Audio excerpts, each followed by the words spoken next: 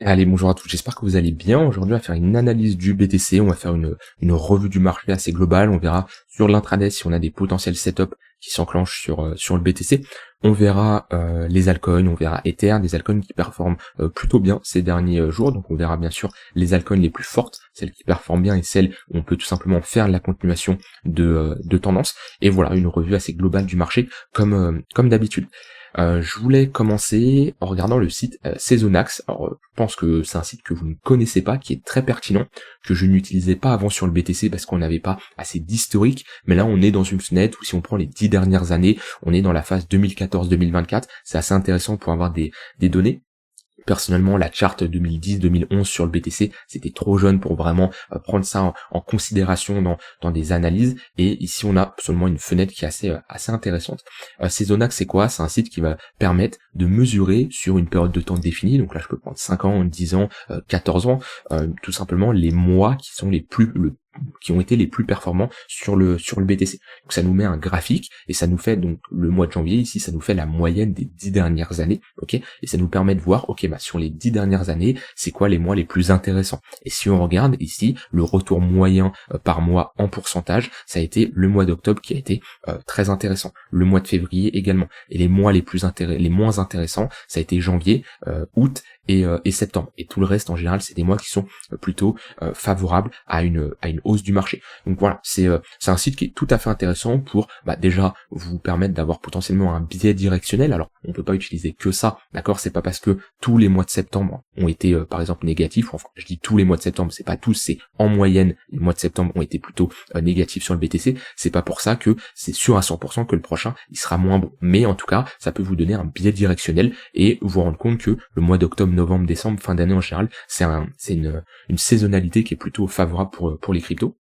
Et ça peut également permettre de renforcer vos DCA à des moments propices. C'est-à-dire que la personne va se dire très bien, et moi peut-être que septembre, on a plus de chances d'être dans des phases de creux, vu que le marché a baissé, ça va être plutôt des moments pour renforcer. Et si je veux être beaucoup plus précis là-dessus, je peux avoir ici le retour moyen dans la semaine, et on voit que la journée qui performe le mieux dans la semaine, c'est souvent le lundi, et celle qui performe le moins bien, c'est le dimanche. Pareil, ça peut être une stratégie de DCA, de rentrer le dimanche en fin de journée pour profiter de la hausse du lundi. C'est des détails, d'accord, c'est pas ça qui va changer l'entièreté de la suite et voilà, qui va faire croître, mais c'est de l'optimisation, vous voyez, c'est comme ça. Alors on se base juste sur des datas qui ont été dans le passé, c'est pas parce qu'on a ça sous les yeux que c'est sûr à 100%, ça se trouve les 10 prochaines années, la meilleure période ça sera le mois de septembre, on n'en sait rien, mais moi je suis quelqu'un qui va plutôt faire confiance aux datas et voilà, quand on teste un setup de trading, on se base sur des datas qui ont été dans le passé, qui ont fonctionné. Est-ce que ça veut dire que ça va fonctionner dans le futur? On n'est pas sûr, mais je préfère fonctionner avec des datas que j'ai tout simplement sous les yeux. Donc voilà, je préfère ça que me dire de trader sans ce genre d'informations. Donc c'est plutôt intéressant d'avoir ça. Comme je dis, je le prenais pas en compte avant parce que 2012, 2022, etc. on n'avait pas assez d'historique. Pour moi, 5 ans, c'est trop juste pour avoir ici une charte sur les 5 dernières années. On n'a pas assez de data. Pour moi, c'est pas assez précis, d'accord. Mais voilà, sur les 10 dernières années, c'est plutôt intéressant. Et même si je prends sur les 5 ans, on voit que la meilleure période, c'est le mois d'octobre et les pires périodes, c'est mois de mai et juin. Et on a toujours le lundi qui est plutôt pas mal. Si je prends 14 ans, automatiquement, on va avoir des performances plus importantes parce que j'ai envie de dire les 3-4 premières années sur le BTC, voilà, il brouille un peu automatiquement, vu qu'on a quand même une performance qui est assez importante de 2012 à 2014. Je préfère avoir des données. Il y avait pas de charte à l'époque. Là, on a des données parce que ça a pu être retracé. Mais à l'époque, en 2010, voilà, un BTC à $3, je suis pas sûr qu'il y avait des charts. Donc c'est pour ça que je préfère prendre des données qui sont beaucoup plus récentes. Ça gomme quand même certains biais où le BTC a fait des performances énormes. Il y a peu de chances que ça se reproduise comme ça. Donc voilà, je préfère avoir ces informations-là. Donc moi, ce que je constate, c'est août, on est sur une période globalement de range, on voit qu'il se passe pas grand chose. Si on prend le mois d'août qu'on a fait actuellement, c'est plutôt ça. Voilà, le mois d'août globalement on est dans un range, il se passe pas énormément de choses. Par contre, le mois de septembre souvent c'est un mois qui est plutôt baissier. Comme je dis, c'est pas pour ça que ce mois de septembre là, c'est sûr à 100% qu'il va être baissier, mais c'est quelque chose que vous pouvez prendre en compte dans vos stratégies. Ça vous permet d'avoir un biais directionnel en fonction du passé. Et on voit que, comme je l'ai dit, fin d'année, c'est plutôt favorable. Donc voilà, c'est un site, alors c'est pas du tout un placement de produit ou autre, hein. Vous pouvez aller sur Seasonax et ça vous donne des données intéressantes. Alors, on a BTC, mais on a bien sûr d'autres paires qui auront des performances.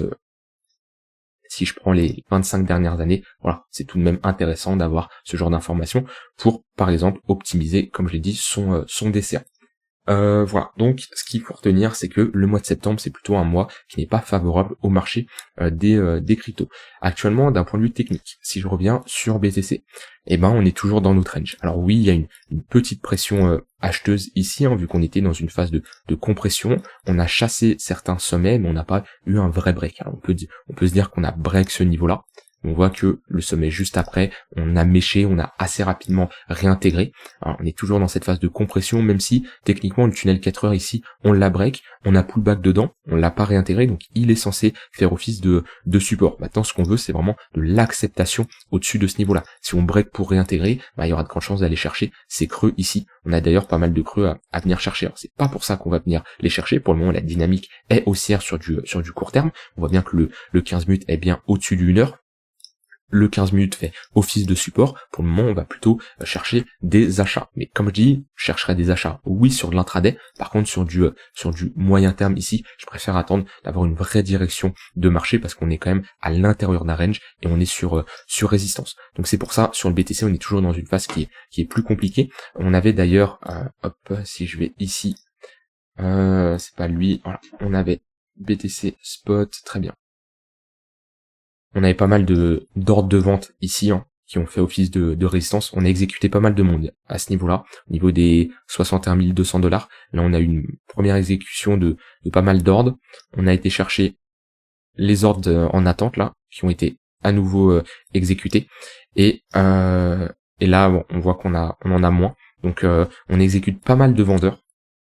Maintenant, difficile d'interpréter, hein, et de se dire c'est parce que c'est pour ça que ça va baisser. Ce qu'il faut, c'est à l'instant T. Ça c'est des données qui sont utiles à l'instant T. C'est-à-dire au moment où on y va, voir comment le marché réagit au contact de ce mur, hein, de vente. Et là, ok, sur de l'intraday, il peut y avoir des setups de short. Maintenant, se dire on affile ces vendeurs, c'est sûr que le prix va baisser, absolument pas. Ça veut absolument rien dire. Mais en tout cas, on voit que il y a beaucoup moins d'ordres de vente qui sont présents dans cette zone-là, des 61 500 $, 62 000 $.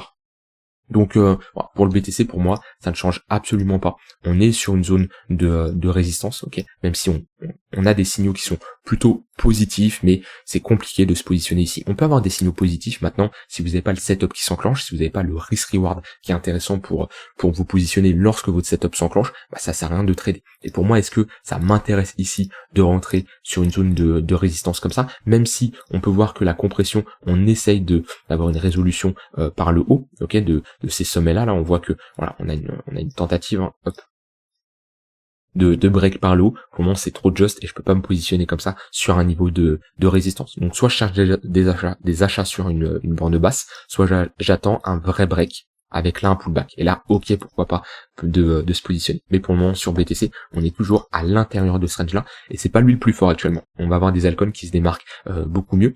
On a Ether, lui par contre, c'est pareil. Faible volatilité, un 1 heure qui est plat, 15 minutes qui est plat, toujours à l'intérieur d'un range, avec beaucoup de liquidation qui se crée au nord comme au sud. Donc la meilleure chose, là on est au milieu de range, il n'y a rien à faire. De toute façon sur Ether, ça fait un moment, il n'y a pas grand chose à faire. Soit on cherche à se positionner vraiment sur les extrémités basses, si on vient chercher cette zone, pourquoi pas, soit sur les extrémités hautes, mais actuellement on est dans le pire endroit. D'accord. Si je mets un volume profile qui permet de voir là où il y a le plus de volume échangé en fonction de la zone qui est sélectionnée, on voit que voilà, tout ce qui est en dessous la value area low, on a des acheteurs qui réagissent plutôt bien, on voit qu'on a pas mal de mèches, c'est une zone pour chercher des achats. Tout ce qui est au-dessus de la value area high, une bonne zone pour chercher des ventes, prendre des profits, mais là on est dans une zone où il y a absolument rien à faire, que ça soit même sur de l'intraday. Encore BTC, oui, sur de l'intraday, il peut y avoir des setups, parce qu'on voit qu'on a quand même un momentum avec une dynamique haussière et un 15 minutes qui fait office de support. Par contre sur Ether, il y a pas grand chose ici d'un point de vue continuation de tendance. Après, se positionner sur des extrémités, oui, pourquoi pas. Moi, je me suis positionné sur Ether parce que j'ai le setup qui m'a dit de me positionner. Est-ce que ce setup va être gagnant ou pas? J'en ai aucune idée, mais voilà, on a eu une bonne réaction ici, prise de liquidité, réintégration, pullback dans une zone d'imbalance. Voilà. J'ai eu mon setup qui s'est enclenché, j'ai un TP total vers les 2694 $, j'ai également un TP partiel juste en dessous. Donc voilà, mon setup s'est enclenché. Par contre, ce n'est pas un setup d'un point de vue continuation de tendance. Là, on est vraiment sur un setup où on attend une réaction acheteuse sur une extrémité basse. Ma réaction, je l'ai eu à ce niveau-là. On attend le pullback, je l'ai eu, je suis rentré en position. Mais là, actuellement, pour faire de la continuation de tendance, j'ai absolument aucun setup. Donc voilà, ça c'est un trade que j'ai en cours sur Ether. Si je me dirais d'un point de vue sentiment, c'est pas un trade que je sens bien. Maintenant, mon setup me dit de rentrer en position, je rentre en position. Vos émotions ne doivent pas vous faire décider d'un trade. Alors oui, quand on rentre en position, on peut se dire, bon bah, je respecte mon setup, mais ce trade-là, il est un peu, j'ai pas envie de dire bancal, mais voilà, c'est un trade qui est plus compliqué à prendre que d'autres trades, ce qui est potentiellement le cas sur Ether, selon moi. Maintenant, le setup, mes règles sont respectées, mes règles se sont enclenchées. À partir de ce moment-là, je respecte mon setup, je respecte la gestion de risque de ce setup-là, et même si mes émotions hautes me disent ouais mais fais gaffe parce que ça, non, je rentre en position, j'ai mon stop loss, j'ai mes TP, j'ai ma gestion de risque, et tout ce qui se passe maintenant, c'est plus dans mon contrôle. J'ai respecté tout ce que je devais respecter. Maintenant le marché, il fait absolument ce qu'il veut. Donc voilà, on verra ce que le marché nous donne, mais comme je dis, sur Ether, on est globalement dans un gros range, et pour la continuation de tendance, il n'y a rien à faire. Après, oui, se positionner sur des extrémités, ça, il peut y avoir des opportunités, comme je dis, comme il y avait ici. Donc ça c'est pour Ether. Et au niveau des altcoins, on va regarder ça. Comme je dis, je trade beaucoup moins, même si sur BTC j'avais eu quelques trades en intraday qui étaient plutôt pas mal ces derniers jours. Là on a un marché qui ne fait pas grand chose, et c'est plutôt sur les altcoins où il se passe des choses. On le voit déjà, on a une petite baisse de la Bitcoin dominance, une phase de consolidation. On va voir des altcoins qui performent beaucoup mieux, mais on est toujours dans ce canal ascendant pour le moment, dans cette Bitcoin dominance, toujours dans une dynamique qui est haussière. Les targets à surveiller, ça change pas, les 60%, ou alors vraiment une résolution de ce canal ascendant par le bas. Notamment, ça serait bien déjà la réintégration de cette zone de résistance qui faisait de support maintenant, qui faisait avant office de résistance. Par contre, on a des altcoins qui se décorrèlent plutôt bien. Si je prends ici juste cette semaine, on a Matic qui fait un plus 21%, Avax un plus 16%, on a des bonnes réactions. Si je regarde, on a dit Matic, on a une clôture weekly, si on clôture comme ça, qui est plutôt pas mal. Si on pouvait clôturer au-dessus des 55 centimes, ça serait également très intéressant, vu qu'on aurait la réintégration d'un gros niveau. Vous voyez, hein, c'est la zone qu'on avait identifiée. Hop, alors je suis en logarithmique, on va enlever ça, tac. Vous voyez, c'était un gros niveau de support. Là il y a une forte demande, où à chaque fois qu'on y va, le prix réagit plutôt bien. Voilà, c'est comme ça que vous devez tracer vos zones d'intervention, et c'est là voilà, patience, d'accord. Moi sur Matic, je me suis principalement positionné dans cette zone là, d'accord. Je n'ai pas spécialement renforcé ici parce que j'estime être bien rentré sur Polygon, sur Matic. D'ailleurs il va y avoir le changement, hein. Matic va s'appeler Paul, je crois que c'est le 4 septembre. Donc c'est pour ça que ça peut également jouer, hein, sur le côté marketing. Voilà, ça peut créer de la demande. Maintenant voilà, c'est là l'importance de tracer vos zones et de patienter. Ce n'est pas ici une zone d'achat. On trace ces zones, on attend qu'on revienne chercher des retracements de Fibonacci, notamment la zone de rechargement, mais idéalement les 0,886 de Fibo. Et on voit qu'on a reméché sur cette zone-là. Donc c'est là l'importance de patienter. Maintenant au niveau de la clôture weekly, ouais, ça serait bien de repasser au-dessus des 55 centimes de dollars. On a quand même une dynamique qui est plutôt forte, ce qui n'était pas le cas. J'avais parlé de Matic qui était, on avait des premiers signaux, mais c'était compliqué parce qu'on avait toujours des moyennes mobiles orientées à la baisse. C'était vers ce niveau-là. Par contre là, on a un cross du 15 minutes au-dessus du 4 heures, le 1 heure qui va cross le 4 heures. Là par contre, les replis dans les moyennes mobiles, ça peut être des opportunités d'achat. Attention, on a une zone de résistance vers les 55 centimes de dollars. Mais là, pareil, pour la continuation de tendance, les pullbacks, là par exemple, j'ai une bonne confluence. Si on y revient aujourd'hui, dans les prochaines heures, c'est la zone des 50 centimes. Je ne sais pas si on va y aller. C'est-à-dire que là, c'est pas parce que j'ai une zone qui m'intéresse que je vais short et me dire, ah bah super, on va y aller. Non, absolument pas. Je ne sais pas si on va chercher cette zone. Par contre, si on va chercher cette zone, là oui, ça serait une très bonne zone pour chercher des achats et viser la continuation de tendance. Mais attention, quand on cherche comme ça une zone d'achat, c'est pas, comme je l'ai dit, pour prendre un short et se dire, ah bah c'est sûr à 100% qu'on va aller chercher cette zone, donc je short. Non, j'ai une zone qui m'intéresse, je ne sais pas si le marché y va. Par contre, si le marché y va, c'est une zone où j'estime, d'après mon setup, d'après les stats que j'ai sur ce genre d'entrée, eh ben, je suis plutôt favorable à chercher des achats parce que j'ai les probabilités qui sont de mon côté. C'est pas parce que j'ai les probabilités qui sont de mon côté que c'est sûr à 100% que le marché va bien réagir et me donner un trade gagnant. Par contre, je sais que ce genre d'entrée, ce genre de trade, sur un grand nombre d'échantillons, sur un grand nombre de trades, je suis gagnant sur le long terme. Par contre, sur un trade, j'en ai aucune idée. C'est comme là mon trade sur Ether, je sais que ce setup-là, il est gagnant, je l'ai backtesté sur plusieurs années et il me donne des résultats qui sont clairement positifs. Par contre, sur un trade, ça ne veut rien dire, d'accord? Vous ne pouvez pas déterminer si un trade va être gagnant ou perdant. Par contre, vous pouvez savoir sur un grand nombre de trades, 50, 100, 200 trades, si là vous avez un retour qui est plutôt positif. Et c'est là l'importance de prendre votre setup, peu importe si le marché est favorable ou non, à partir du moment où les règles sont enclenchées, on rentre en position. Donc ça c'était pour Matic. On a vu Avax également. Avax qui était sur un gros niveau de support. Ouais, on était sur un gros niveau de support. J'avais fait une analyse de Avax, j'avais tout laissé les zones.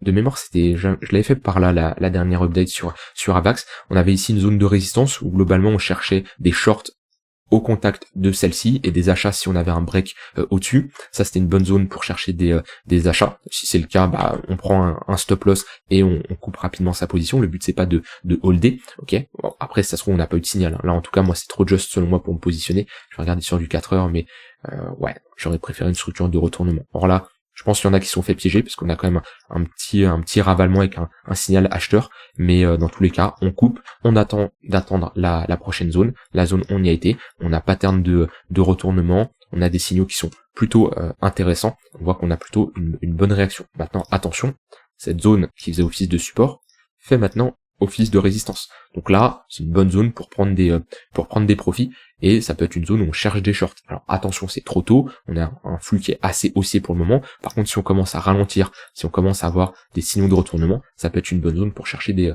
shorts. Maintenant, Avax pareil, on a une dynamique qui est plutôt haussière. Un 15 minutes qui va cross le 4 heures, à 1 heure potentiellement qui va également cross le 4 heures, des creux des sommets de plus en plus haut. Si je mets ici un MACD, eh ben on a un momentum qui est plutôt fort, potentiel divergence baissière, mais pour le moment rien de validé. Si je me mets en daily, on a un momentum qui est plutôt haussier. Ne cherchez pas à faire de la contre-tendance, d'accord? On voit bien qu'on a des structures de retournement, même si on s'approche d'une résistance, cherchez quand même la continuation de tendance, ça veut dire on cherche des achats sur des replis, bien sûr avec une bonne gestion du risque, etc., etc. Vous savez très bien que le trading c'est associer des probabilités à une gestion de risque. Si vous ne savez pas faire ça, vous ne savez pas trader. Le but c'est pas de prendre un trade, de ne pas savoir pourquoi vous avez pris le trade, et vous avez un trade qui est gagnant et vous dites c'est bon, trop bien, j'ai eu raison, mon trade il est bon. Non, votre trade il est pas bon parce qu'il est gagnant, il est bon parce que vous avez respecté vos règles et vous savez que ce genre d'entrée sur du long terme, ça vous donne des résultats qui sont positifs. Si vous prenez des trades et vous n'êtes pas capable de les reprendre parce que vous savez pas pourquoi vous les avez pris, ce n'est pas trader, c'est faire un pile ou face et avoir un résultat favorable. Ça c'est vraiment important ce que je dis, mais si vous voulez vraiment améliorer votre trading et avoir de bonnes performances, vous devez associer une probabilité avec une gestion de risque. Ça vraiment, c'est comme ça vous aurez un edge sur le marché et vous serez favorable. Si vous tradez sans tout ça, bah c'est comme jouer à la roulette, c'est pile ou face. Oui, vous pouvez avoir des trades gagnants, c'est comme à la roulette. Oui, vous pouvez avoir une boule gagnante, c'est pas pour ça que vous allez être rentable sur le long terme. Il y a toujours un facteur chance, mais ce facteur chance est gommé sur un grand nombre d'échantillons de trade. Avax, et on avait quoi? Bon, TRI, j'avais fait une analyse. On a Chainlink qui rebondit plutôt bien également. Chainlink qui a pullback ici sa ligne de coup. Très bonne réaction. Là, je vous en ai parlé, hein, que sur Chainlink, ça c'est un bottom pour moi définitif. On ne doit pas réintégrer. Hein. Le niveau des 8-9 $ ici. On a un gros niveau de support. On a break. C'est un niveau qui doit faire office de support. On ne doit pas le réintégrer. Alors, on peut, mais d'un point de vue, comme je dis, probabilité, on a plus de chances d'avoir une réaction. Et c'est ce qu'on a ici, avec un ravalement au-dessus de cette bougie. Donc c'est plutôt pas mal. Maintenant, prochaine zone à aller chercher, c'est cette zone de résistance. Sur du court terme, on se trouve où? On est dans le tunnel 4 heures. On est quand même sur une zone de résistance, mais on a un flux qui est haussier. Les pullbacks, 15 minutes, 1 heure, pareil, ça peut être des bonnes zones pour chercher des achats. Et ici, ça c'est un niveau qu'on ne doit pas réintégrer, parce que pareil, c'est un bottom sur du 4 heures, c'est un pivot clé. Si on réintègre les 10,8$, 10,7 là, on aura de grandes chances d'aller chercher la liquidité sous ces creux qui sont ici. Voilà pour Chainlink, et après ouais, c'est les 3 altcoins, on va dire, avec TRX les plus fortes de la semaine. Et pour cette journée, on a Avax qui performe bien, on a Render également. Au niveau du mois qui va bientôt se clôturer là dans une semaine, on a TRX et Matic qui sont plutôt pas mal, et dans le top 20-50 on a FTM et XRP. Alors pourquoi on fait ce travail à chaque fois de regarder les altcoins les plus fortes? Parce que en tout cas moi qui fais de la continuation de tendance, à moins que voilà j'ai des setups comme ça où c'est pas trop de la continuation de tendance, on se positionne sur les extrémités, mais ça c'est un setup que je me concentre uniquement sur des altcoins qui sont fortement capitalisés. Si je veux faire de la continuation de tendance, j'ai besoin de savoir où est-ce qu'on a une tendance, où est-ce qu'on a un flux, un momentum, des acheteurs qui sont présents. Et ça passe par avoir comme ça des données qui nous permettent rapidement de voir quels sont les altcoins qui se démarquent.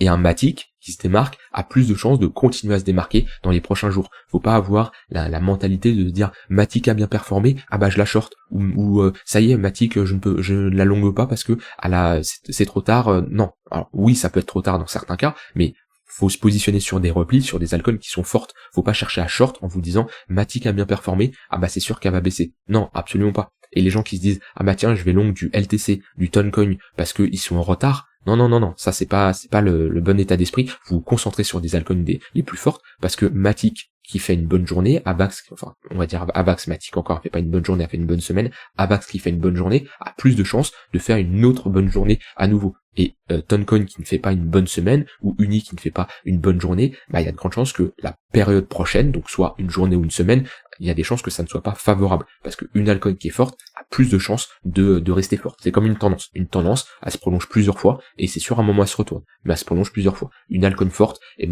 continue à être forte. À un moment elle va devenir faible, mais le but c'est pas de l'anticiper ça. Le but c'est, il y a un flux, il y a un momentum, on l'accompagne. Et c'est là l'importance de faire ce travail et de voir dans le top 20, top 50, je vais pas au-delà, parce que sur du trading ça sert à rien. On a déjà assez d'opportunités sur du top 20-50, même du top 10, ça peut suffire pour certains, de voir les altcoins qui se démarquent, et comme ça d'avoir les bons actifs, les bonnes cryptos à trader. Donc ça c'est pour Chainlink. Et voilà, après j'ai tout dit de mon côté. Tao, pas spécialement de choses à dire. J'ai vu il y avait Fed qui performait bien. On va faire une dernière update sur Fed, qui performait bien. C'est relatif, mais on avait sur les dernières journées là, on a fait un plus 13, plus 14%. Alors j'avais dessiné tout ça, on va enlever, on va tout enlever. On était revenu chercher notre précédent ATH. Alors, je sais pas s'il y a des news sur la combinaison de FET, Océan et AGX. Leur communication est éclatée, faut le reconnaître. C'est grave que on n'a pas de nouvelles. Alors, je sais qu'il y a 3-4 jours, il n'y en avait pas, j'ai pas checké sur les 2-3 derniers jours là, mais c'est abusé qu'il n'y a pas de communication là-dessus. C'est des dates qui sont reportées. Alors oui, c'est la première fois qu'on a une fusion dans les cryptos comme ça, c'est pas anodin, ok, je suis bien d'accord, mais quand même, il pourrait être plus formel et avoir plus de news là-dessus. Donc on a une pattern de retournement qui est intéressante. Maintenant on est dans le tunnel 4 heures. Donc à voir. Si on break le tunnel 4 heures, le problème c'est qu'on s'approche rapidement d'une nouvelle résistance. Donc là c'est compliqué. Soit on cherche des achats sur notre range là, notre borne basse, avec une zone d'invalidation vers les 79 centimes. Mais on n'a même pas un risk reward qui est intéressant. Donc compliqué de prendre des trades sur FET. Même si on a potentiellement posé un bottom, on a une dynamique qui est haussière sur du court terme. On voit bien le 15 minutes qui fait office de support, qui est au-dessus du 1 heure.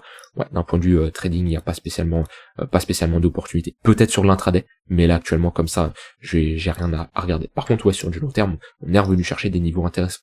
C'est là l'importance de patienter et de tracer ces zones. Voilà, j'ai fait tout le tour, que ce soit sur BTC, Ether, sur les altcoins. N'hésitez pas vous à me dire ce que vous en pensez du marché. Je vous souhaite une très bonne fin de journée. On se dit demain pour une prochaine vidéo. Bye bye.